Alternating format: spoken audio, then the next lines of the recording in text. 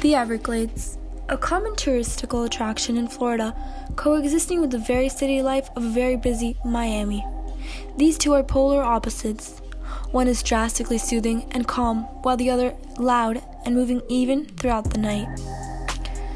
However, these opposites attract and create a certain uniqueness of Miami and what contributes to making it a beautiful city it is, and the hallmark of Florida. This symbiotic relationship between the city life and tranquility can be seen as one-sided and detrimental to health and the well-being of the Florida Everglades. The recent boost in population in Florida, more specifically in Miami, has caused for a growth and demand for more agriculture. This domino effect of problems end up affecting the Everglades and every ecosystem within it. The high growth in population created a more intense and commercial demand for agriculture, specifically in the areas of sugarcane and oranges as Florida's trademark, have although helped to the agricultural system are detrimental to the Everglades. The redistribution of water has changed drastically the wildlife in the Everglades. Phosphorus levels have risen and wildlife has diminished. As well as this, economic and touristic benefits that come from the Everglades have diminished as well, as people would not like to see dead wildlife in our waters. This decrease in tourism has caused a large decrease within our economic system, seeing as the Everglades are an extremely popular touristic attraction. While Floridians benefit from the agriculture being produced at commercial levels.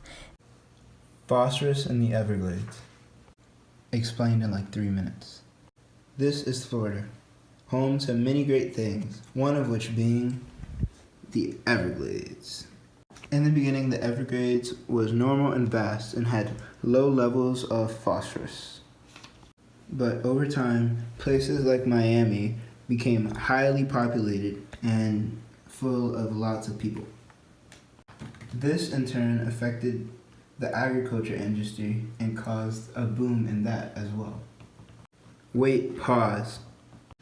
You may ask yourself, what does that have to do with Florida and the Everglades? Well, I'm glad you asked. The fertilizer used contained high levels of phosphorus, which is bad. Nutrient pollution is one of America's most widespread and costly environmental problems. It is caused by excess nitrogen and phosphorus in the air and water. Too much of this causes algae to grow faster than ecosystems can handle. This process in turn causes the death of aquatic life because of the lowering of dissolved oxygen levels. With the help of the stormwater runoff. What is that, you may ask? Well, it's rainfall that flows over the ground surface and can't be dissolved. For example, streets, sideways, and it goes into waterways. This takes the phosphorus from farms and soil and moves it all the way down to the Everglades. This in turn causes high levels of phosphorus in the Everglades.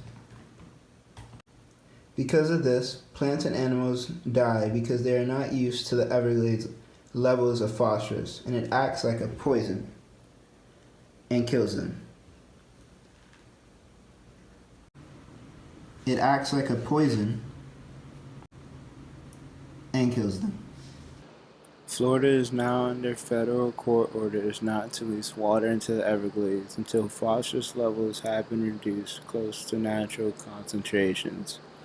Removing a 300-year-old supply of phosphorus from Lake Okeechobee waters will require acres of land to store and treat water by filtering it through beds of aquatic plants and algal mats. This partially constructed system, however, may take years or decades to finish. Water cannot be released into the Everglades until this is finished.